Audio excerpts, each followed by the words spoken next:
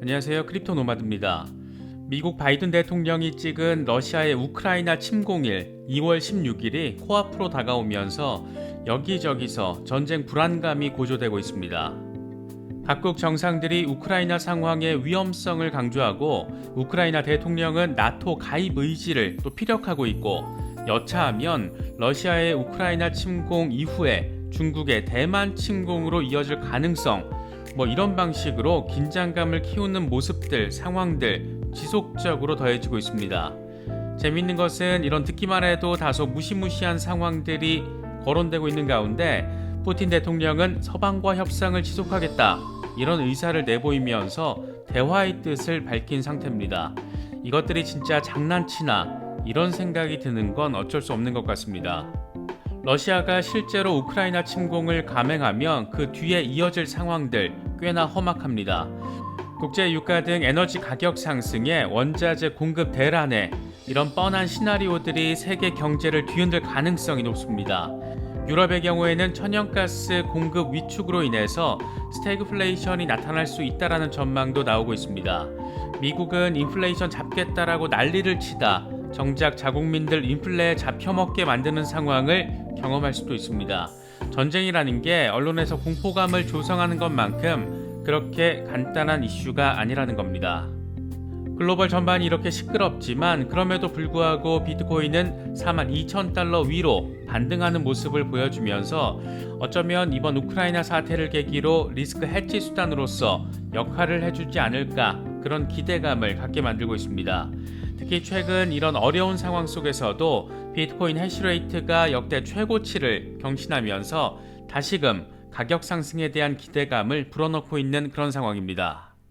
이번 영상에서는 암호화폐 시장 상황 먼저 짚어본 뒤에 우크라이나 사태 등 중요 글로벌 이슈들 어떻게 바라보면 좋을지 그 관점에 대해서 살펴보도록 하겠습니다. 본격적인 시작에 앞서서 좋아요와 구독 또 알림 설정을 꼭 부탁드리겠습니다. 영상 제작에 아주 큰 도움 된다는 말씀 함께 드립니다. 그럼 시작하겠습니다. 우크라이나 리스크가 고조되는 상황에서 미국 연준의 매파 인사의 긴축 발언까지 겹쳐지면서 뉴욕 증시는 모두 일제히 하락 마감했습니다. 유가는 장중 1배럴에 95달러를 돌파하면서 2014년 9월 이후에 최고치를 갈아치웠습니다. 우크라이나를 둘러싼 지정학적 리스크와 더불어서 미국 연준의 대표적인 매파 인사로 꼽히는 제임스 블러드 세인트루이스 연은 총재가 공격적인 금리 인상 필요성을 거듭 강조하면서 투심을 더 위축시켰습니다. 미국 안에서는 연준의 이런 고강도 긴축 기조 발언이, 또 미국 밖에서는 지정학적 리스크가 자본시장 전반을 뒤흔들고 있는 그런 상황이 이어지고 있습니다. 이런 어려운 상황 속에서 비트코인이 추가 하락세를 보이는 대신에 42,000달러 위로 다시 반등한 것은 나름의 반전으로 평가받고 있습니다. 과연 비트코인이 리스크 해치 수단이 될 수 있는가? 여기에 대해서 아직 완벽한 확신을 주지 못하는 상황에서 나름의 선방을 하고 있는 것으로도 볼 수 있는 그런 부분입니다. 차트적, 기술적인 비트코인의 흐름과 관련해서 코인텔레그래프의 기고가 라케슈 우페드히에는 비트코인은 20일 지수이동 평균인 41,493달러에서 반등을 시도하고 있는데, 이건 투자 심리가 긍정적으로 바뀌었고 거래자들이 하락세에서 매수하고 있다는 것을 보여준다라고 진단했습니다. 그러면서 황소 세력이 45,821달러 간접 저항 위로 밀어붙인 뒤에 심리적인 수준인 5만 달러까지 랠리를 벌일 수 있고, 이후에 52,088달러의 강력한 오버헤드 저항 구간에 도달할 수 있다. 반면 지금 수준이나 45,000달러 부근에서 하락하면 39,600달러까지 후퇴할 수도 있다, 이렇게 내다봤습니다. 단기적으로는 어쨌든 반등 기운을 이렇게 확인하고 있는 가운데 비트코인 해시레이트가 역대 최고치를 기록했습니다.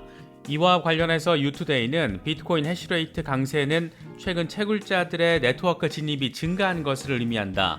비트코인 매크로 역풍에도 불구하고 강세를 보이고 있는 것이다, 이렇게 평가했습니다. 통상 비트코인 해시레이트가 높아진다는 것은 그만큼 채굴이 어려워져서 희소성을 키우는 부분으로 가격 강세 시그널로 해석되곤 합니다. 지난 1월에도 해시레이트가 최고치를 경신한 뒤에 2월로 접어들면서 강세 랠리가 펼쳐졌었는데 다시금 비슷한 상황이 벌어질 수 있기를 기대해 봅니다. 그런가 하면 비트코인과 이더리움의 거래소 보유량도 6개월 최저 수준을 기록하고 있는 것으로 나타났습니다. 비트코인.com 보도 내용을 보면 암호화폐 거래소 비트코인 보유량이 현재 236만 개로 6개월 전과 비교했을 때 8.8% 감소했습니다. 현재 거래소 보유 비트코인의 총 가치는 1000억 달러 규모로 추산이 되는데 이건 전체 비트코인 시가총액의 12.36%를 차지합니다. 이더리움의 경우에도 거래소 보유 물량이 1700만 개로 지난 5월과 비교했을 때 22.37% 감소한 것으로 나타났습니다. 거래소 물량이 감소한 것은 매도 압력을 낮춰서 가격 상승으로 이어질 수 있는 부분을 의미하는 만큼 시세 상승 측면에서는 긍정적인 부분이라고 할 수 있습니다. 인플레이션의 지정학적 리스크에 글로벌 금융시장이 한바탕 요동을 치고 있는 가운데 오히려 암호화폐 펀드에는 계속 자금이 유입되고 있는 것으로 나타났습니다. 코인시어스의 주간 자금 흐름 보고서를 보면 지난주 ETF를 포함한 암호화폐 투자 상품에는 7,500만 달러 규모의 자금이 유입된 것으로 나타났는데 이건 4주 연속 자금 순유입에 해당합니다. 비트코인 관련 상품에는 2,500만 달러가 유입됐고 이더리움 투자 펀드에는 2,100만 달러의 자금이 유입돼서 10주 만에 처음으로 유출에서 유입으로 전환이 됐습니다. 자본시장 리스크가 커져가는 상황에서 어쨌든 암호화폐 시장으로 돈이 들어오고 있다는 점은 여러모로 의미 부여가 가능한 그런 지점입니다. 암호화폐 시장에는 이렇게 어느 정도의 기대감이 작용하는 부분도 존재하지만 글로벌 투자 시장 전반으로 확대해서 바라보면 짜증과 걱정이 겹치는 상황이 이어지고 있습니다. 먼저 우크라이나 리스크는 미국과 러시아 사이의 정보전 또 여론전이 상당히 수위 높게 진행되고 있는 모습 보이고 있습니다. 바이든 대통령은 침공일을 16일로 콕 찍으면서 지상군 공격이 벨라루스 쪽에서 미사일 공격도 가능하다 이렇게 구체적인 시점까지 공개했습니다. 미국 측은 폴란드에 추가 병력을 배치하면서 긴장감을 더 키우고 있는 모습을 확인하고 있습니다. 재미있는 것은 러시아의 반응입니다. 러시아는 16일 침공설이 명백한 가짜뉴스라면서 거세게 반발하고 있는 상황인데 그러면서 진짜 위협을 느끼고 있는 쪽은 러시아다 이렇게 반박하고 있습니다. 미러 갈등이 이렇게 진실 공방으로까지 번지는 모습을 보이는 가운데 더 웃긴 것은 러시아 외무장관이 서방과의 대화 필요성을 권장했고 이걸 푸틴 대통령이 수용했다라는 소식입니다. 이것들이 진짜 못하는 짓인가 싶은 생각이 드는 것은 단지 기분 탓만은 아닌 것 같습니다. 이렇게 우크라이나 리스크가 어쨌든 표면적으로는 고조되는 모습을 보이는 가운데 미국 내부에서는 연준의 고강도 긴축 정책에 대한 매파적인 목소리가 강조되면서 자본시장에는 역시 악재로 작용했습니다.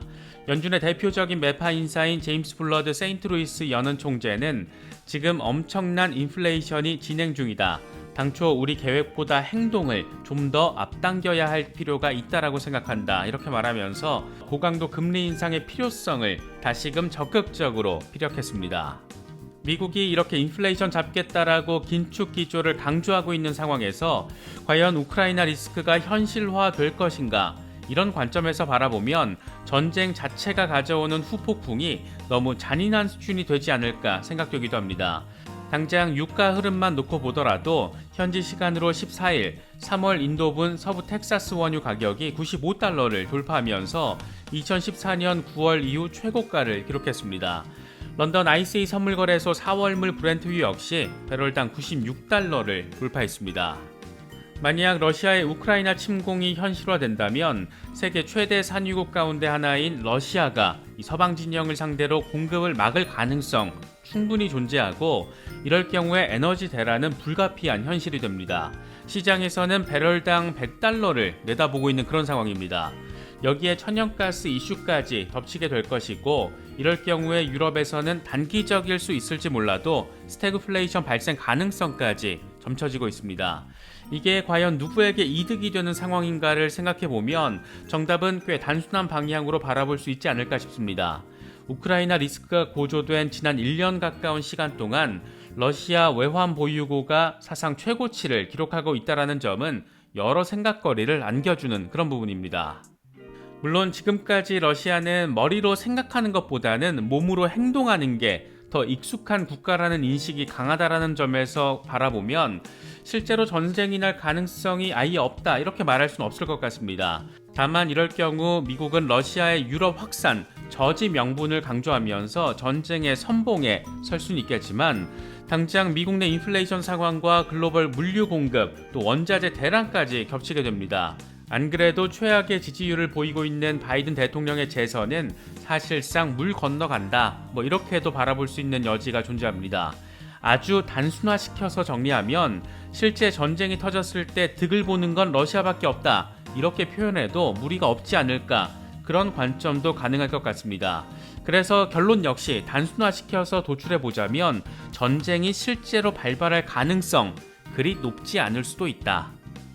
물론 외교 전쟁이라는 게 또 어떤 방식으로 정리가 될지는 예측 불가능할 겁니다.